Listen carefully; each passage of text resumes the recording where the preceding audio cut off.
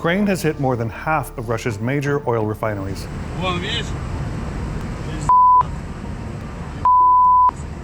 Russian oil is being hit almost daily by long-distance Ukrainian drone attacks. But how much will this help Ukraine? And could this campaign change the course of the war? This southern Russia refinery is one of dozens being repeatedly torched. And if you map this blaze, along with all the others known to have hit Russian refineries this year, it looks like this. The data here represents 100 such fires, the vast majority caused by coordinated Ukrainian attacks, mostly far from the front line. These refineries are getting harder and harder to repair. Some 10% of Russia's oil refining capacity has now been knocked out, according to experts. 10% is not an astonishing number, but it is still something that starts to be felt with the Russian domestic fuel crisis, with the reduced or refined products exports, and general tension inside the Russian oil sector. The strikes, which are landing with increasing accuracy and effectiveness, demonstrate significant advances in Ukraine's reach and capabilities. New generation long-range drones like the lovite and mass kamikaze drone strikes are a big part of Ukraine's expanded arsenal, with the latest generation of UAVs, unmanned aerial vehicles, flying thousands of kilometers. But how great a threat do they represent to Russia's ability to keep up its current level of attacks? Well, oil and gas production is vital to Russia's economy.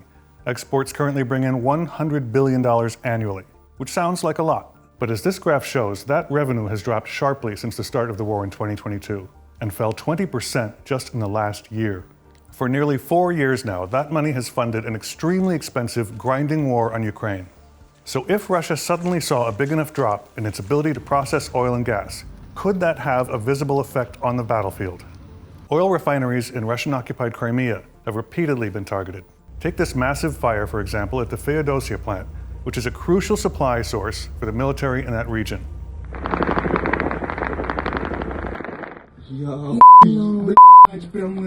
The thing to watch is whether the damage to Russia's oil infrastructure outpaces the Kremlin's ability to repair and rebuild. It might take years before the result will become really visible, so we are not talking about Russian refining collapsing anytime soon. But exhausting its potential, it really started already. Russian drivers now sometimes face lines that last for kilometers at gas stations. Rationing has begun, and so have price caps for fuel, which puts the bite on sellers. In other words, regular citizens are feeling the pain in just the kinds of ways that Vladimir Putin had been trying to avoid. Military families that benefited from massive signing bonuses and death benefits have now seen those dry up. What's more, Russia has banned gasoline exports and has been shifting to selling more crude oil abroad instead of refined oil at significantly lower prices. There might be some disruptions in the supply chains just due to the unpredictability of these strikes, but generally I think the army will be the last one to lose fuel supplies in Russia.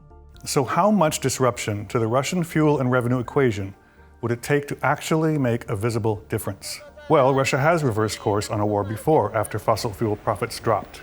In 1989, following a global oil glut, the Soviet Union finally withdrew from its war in Afghanistan after a decade, and while facing the collapse of the entire USSR economy.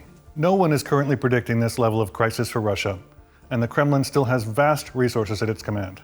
That said, it's now clear that Ukraine's deep strikes campaign has complicated life inside Russia in new and expanding ways. The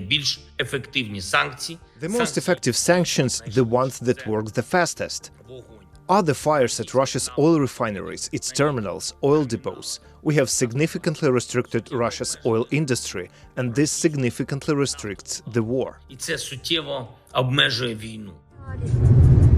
For the near term at least, you should expect to see no shortage of viral videos like this one.